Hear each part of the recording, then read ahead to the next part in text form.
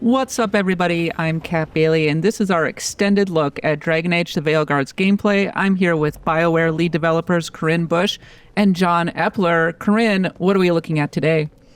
Hey, y'all. So today, we're going to be helping out one of our companions, Davrin. This is part of his personal arc to rescue the griffins long thought extinct.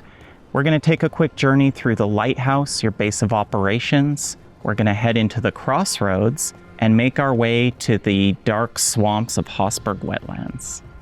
So you're in the lighthouse, as Corinne mentioned. This is your base of operations that you inherited willingly or unwillingly from Solus. It is located in the Fade. It's where Solus was able to start planning his rebellion against the Elven gods millennia ago. Right now, you and your team have occupied it, started to build it, started to shape itself around your personality.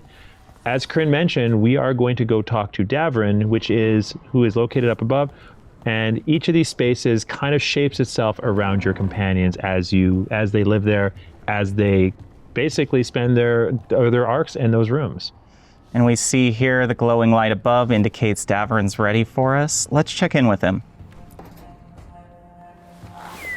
Something wrong? Got a message. A place called the Cauldron was attacked. That's some sort of Grey Warden tavern. It's a secret Warden readout. No idea what goes on there. Then why are you involved? Because whatever attacked it sounds like the Gloomhowler. So earlier in Davrin's arc, you were introduced to his nemesis, the Gloomhowler, a creature that's been hunting and stalking Wardens for quite some time. It's kidnapped a bunch of other griffins. Davrin has been trying to track it down. Now he's got a lead, so we're going to go find this and go track this thing down. Now, Davrin, he prefers the direct approach. We're going to choose a tough response and see if we can get his approval. Then let's get rid of it. Had the same thought. What's left of the Wardens are still licking their wounds. So we handle this alone. Just go to the Cauldron and get the griffins back. You have to promise to behave, boy. Listen to every word I say, stay out of trouble, don't do anything dumb, and don't eat any. I think we get the point. Lancet and Remy told me there's a word for the bond between a griffin and Warden moving as one. Turlum. Until Hassan and I have that, I'm supposed to keep him safe. I have to say that I find the griffin adorable. And very importantly, I know this is a question on everyone's mind. Yes, you can pet Hassan. Well, thank goodness for that. And all right, what are we going to be doing next? He's up for this. All right, we're going to finish getting this information from Davrin on the Gloomhowler, and we'll be off to Hossberg in the crossroads. Between Warden and Griffin starts by having faith in each other. Maybe. I suppose you were born for this sort of fight, boy. All talons and temper. And a sharp tongue to remind you of it. As long as he backs it up. So I assume that Hassan can be helpful during the gameplay?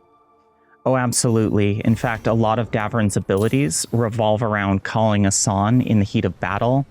I in particularly love when you're going against enemies, you see Hassan swoop down, especially if it triggers a combo between your companions.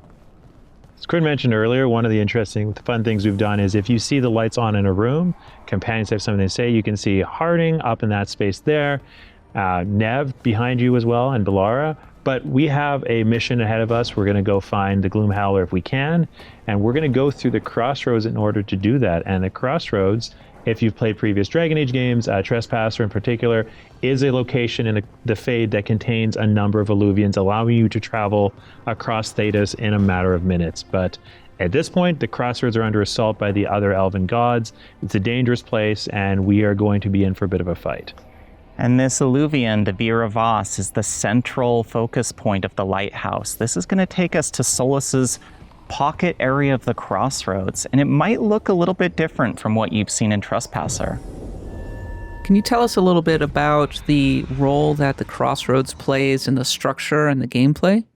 Yeah, so the crossroads is, again, it's the area that you spend a lot of time traveling through as you go from area to area. It's also a space that has, at one point, served as Solus's main base of operations and training ground for his rebellion against the Elven gods. So as you go through it, you're going to find fragments of the past, the things that Solus had done previously that are going to give you a bit of insight into Solus as a character, but also into the elven gods and their motivations. Some of my favorite content that you'll find if you go exploring in the Crossroads is these opportunities to actually relive some of the memories Solus had during his rebellion. You actually get to take part in this ancient rebellion. And here we have the Caretaker, a mysterious spirit that was actually here before Solus was and started to help Solus with his rebellion, but also to turn this into a safe haven for spirits. Again, as I mentioned before, the gods are assaulting the Crossroads, so it's no longer the safe haven it once was, but you're going to work with this Caretaker through quite a large amount of ancillary content to rebuild this into that safe home for these creatures that, if anyone knows Solus, he has a tremendous amount of affection for spirits. All right, now we're gonna get into combat here, and this time we're playing as a mage. Now, mage is one of my favorite classes to play. It's primarily a ranged attacker, and when we're surrounded by swarming darkspawn, I really have to use a variety of strategies to control the battlefield. I'm gonna use my heavy charged attacks to knock down these ghouls, get them out of the way, and of course, darkspawn are vulnerable to fire. So we made sure to equip our fire staff, have our fire abilities on hand. You may notice something about the Darkspawn too, is that they look a little bit different than they have previously. And part of that is because Gillinane, who has always been focused on using the Blight as essentially a crafting material, a way to alter life itself, has been enhancing and changing these Darkspawn as part of her army. Corinne, I noticed that you were doing a combo opportunity. Can you tell us a little bit more about how the role that plays in the actual combat? Yes, so the combat system in this game, the deep strategy behind it is really to manage the various abilities your companions and Rook have in concert. So in this case, Harding has a combo opportunity with Shred. It's going to apply the Sundered effect and deal a high amount of stagger. Now you'll notice I can combo that with Rook's ability Spirit Bomb. That's going to cause a detonation combo. So, again, one of the things you'll notice about the terrain here is it's very snowy, very mountainous. The Crossroads is a realm that reflects the waking world. In this case, it's an amalgamation of all the real world spaces that are tied to it. In the case, we've got Hosberg, we've got other mountainous regions. So it's kind of this mix of the swamp.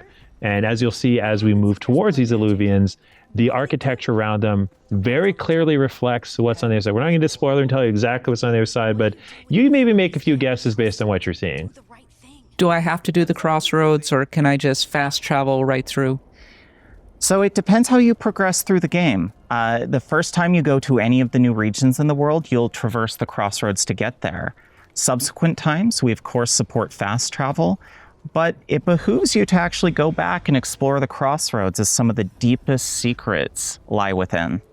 So now you're in Hosberg Wetlands. It's an area that has been almost completely consumed by the Blight. The Grey Wardens have set up an outpost here. Again, if you know anything about the Grey Wardens, they fight the Blight anywhere they see it. And they're noticing something strange is going on here. The Blight is not behaving as they expect it to and as it historically has. So they've set up shop in this place called Lavendel.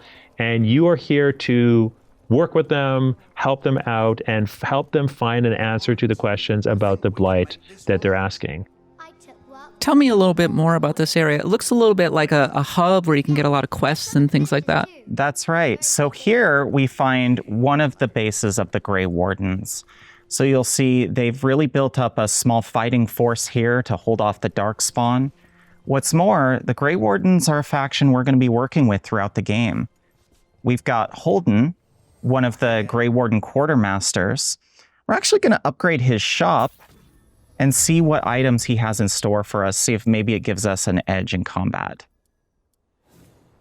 And the Grey Wardens, much like the other factions, they understand the stakes of the gods being out. They want to help you, but you need to help them first. They have, again, as Corinne mentioned, they're holding off the Darkspawn here. They have other priorities, so getting them more powerful allows them to more meaningfully contribute to your fight against the elven gods.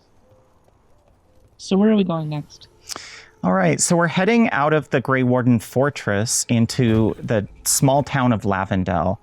Now, this used to be a beautiful place full of life, flowers, and you can see what effect the blight has had. But the residents are still here. They're trying to make the most of their lives, and you can see there's plenty of opportunities to help them. In fact, we're going to quickly check in with Finn the physician and see what he has in store for us. So Flynn, again, one of the focuses of this game is characters, not causes. I've been busy with patients, but I'm short on medical supplies. My mentor, Oscar, he should have some. He has a cabin outside the village. If you're out there, tell him you saw Flynn, and they could use his help. And Flynn is a warden who you will do quests with. We wanted to make sure that the side content of Dragon Age of the Veilguard felt as meaningful and tied to the overall conflict of the game as anything else you do. We don't want you to just go off and do random tasks. Everything needs to feel meaningful, either contributing to your fight against the gods or contributing to the growth of your companions and the factions that you need at your side to stop the gods. You look a bit worried. We're not sure where some of our wardens are, Beckett and a few others. We're supposed to check in. We need to look out for each other more than ever. It's just, I know they took Weishaupt hard, and I hope they're okay. All right, so we picked up a couple of quests in Lavendel, but we're here to help Davrin. So we're going to make our way through the perils of Hossberg and try to get to this Warden Fortress of the Cauldron. Seeing a lot of kind of organic matter. I suppose that's the blight. Absolutely. So the blight at this point, as mentioned before, the wardens understand it's changed. It's become a lot more organic, a lot more alive. Back in Dragon Age 2, Inquisition, Origins, the blight, while it was a slow-moving wall, it didn't have this almost sentience, this almost thought behind it. And obviously we've talked about how the gods that are out are blighted. That probably has something to do with it, and it's made this area far more dangerous than it would have been before. And you might notice as we get into combat with some of these darkspawn that they do look a little bit different than before, and that's very intentional. Gillenane, the god of monsters, she uses blight like a medium to sculpt and warp the darkspawn to do her bidding, to suit her purposes. So right now you'll see a couple of Hurlocks, one with some pretty disgusting growths on its back. Again, the idea that the Darkspawn and the Blight is an organic weapon. They're not just coming out and, making swords, making armor. They're using the Blight to augment themselves so they can more effectively defeat you and also give the gods the world that they desire. All right, now I'm actually going to switch to my Orb and Dagger on the mage. And those of you that were fans of the Knight Enchanter in Dragon Age Inquisition, you might feel right at home with this. This is a more melee-focused, more agile version of the mage. One of the main mechanics here is you can use this elemental orb to apply stacks of elemental damage to the enemy and then unleash them with your dagger to detonate them. So, again, we're in, you'll notice that there are blight pools. The Darkspawn aren't just coming out of nowhere. The blight is spawning them. Again, part of Gillenane's attempt to turn this into an army for the gods is to use these Darkspawn, not just, again, whereas you have the Venatori and the Antam, one case representing magical power, in the other case representing physical strength, the Darkspawn are representing overwhelming force. That was a pretty clutch heal a little earlier, by the way. We've talked at length before that our fans have asked us, where is the healing magic? Can you bring it back? And Nev in this game, happy to oblige with a kit of healing spells. So one of the interesting things that I love about our companions is each of them, their abilities, the way that they're built, they're very thematically appropriate to the character. They're very focused on making sure that the gameplay and the narrative are as closely aligned as possible. In the case of Nev versus Vlar versus Emmerich, our mages, each of them has a healing ability that is thematically appropriate to them. It makes sense when you know them as a character. Watching you play, I'm struck by sort of the size and the scope of this particular area. It seems like there's a lot of exploration that I can be doing right here. That was really one of our goals with these areas. Of course, we are a mission-based game, but we really emphasize player autonomy. You can revisit these spaces. They're full of secrets, puzzles, some pretty incredible bosses and treasure. And of course, as we saw earlier in Lavendel, some really narratively rich side quests. One thing that's interesting is you'll find we're going on a quest for Davrin, but Davrin is not currently in our party. That's because Davrin has gone ahead of us and is waiting for us at the Cauldron. This is, again, we want the followers, the companions, to feel like they have autonomy, and while they won't complete the quest on their own, they will go ahead and get things ready. So when you get there, you can you talk to them, you'll have a conversation with them, and it feels like they're as invested in the success of their journey, their stories, as you are. This looks like a pretty contiguous zone, is that right? It is, yes. So it's full of branching paths, different areas to explore. And what I love is the more content you do in the area, the more shortcuts you're going to discover. You're really going to have a lot more flexibility in how you navigate between your remaining missions and quests. Well, I think something really interesting too about the way that our team has built these spaces is there's the idea of each space has its own story to tell. And while those quests, we talked earlier about those quests and side quests being narratively relevant, they also contribute to a more of a meta story about the space itself. So in the case of Hossberg, we talked about how this is an area surrounded by blight, and you're kind of getting to the center of what exactly is going on in Hossberg and Lavendel, and these quests that you do and the content Corinne is currently engaged in helps to tell that story.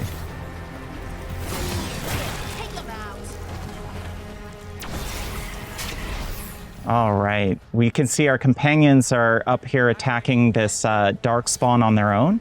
Let's give them a quick hand.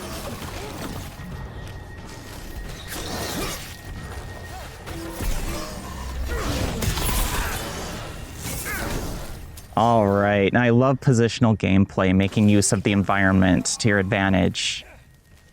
And I just saw that you could do a takedown move, so it's kind of a finishing move. You can. Now, in this particular build, I'm really focused on using necromantic energies to siphon life force. But if I, for instance, wanted to go the stagger route, I could go a full takedown build if I like. It's a really powerful, heavy-hitting style of gameplay. All right, so you'll notice Davrin is waiting for us, so let's go see what he has to say. The sun flies in. Yeah, a bad day at the Cauldron. What could do that? What have they been hiding inside? So something tore through the gate. That's probably not great. Looks like we should probably get moving. We won't find out standing around here. Be ready for anything.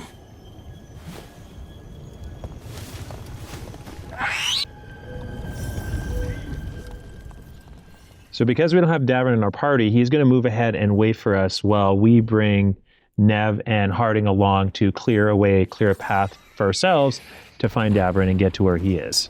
Can you talk a little bit about how Nev and Harding sort of synergize during the combat? Yeah, so Nev and Harding, Nev is a mage, Harding is a rogue, and each of the classes, and you can build a party entirely of one class if you want, but the idea is that the classes synergize and they can set up and detonate each other's abilities in a very interesting way. Now, because you have a lot of freedom in how you build your character, you can, again, as said, you can have all rogue party, all mage party, all warrior party, and it still works. But in this case, Nev and Harding are very effective at setting up and detonating, in this case, as Corinne's going to show.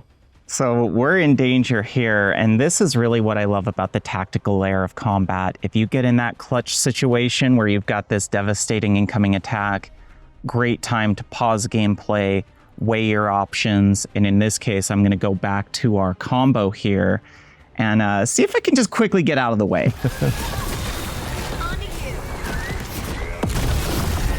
All right.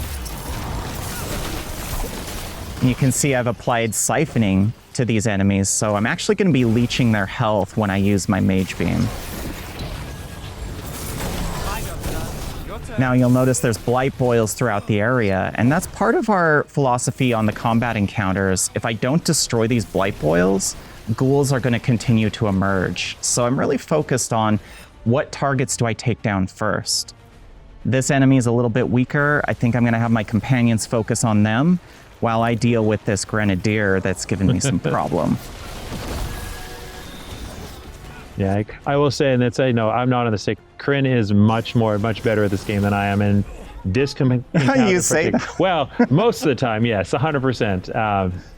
But each enemy, again, really leaning into the organic. What I love about the grenadiers is they basically rip off pieces of themselves and throw them at you, which explode as blight. And again, really leaning to the idea that the blight is organic and disgusting. One thing that I'm noticing is that the combat encounters can get pretty intense. You end up fighting a lot of different enemies. You can absolutely die if you're not careful. Yes, and this, as we mentioned earlier, this is well into the game. So combat counters have really ramped up. And it really shows the importance of positioning, using your companions wisely, and looking for those synergies and combos.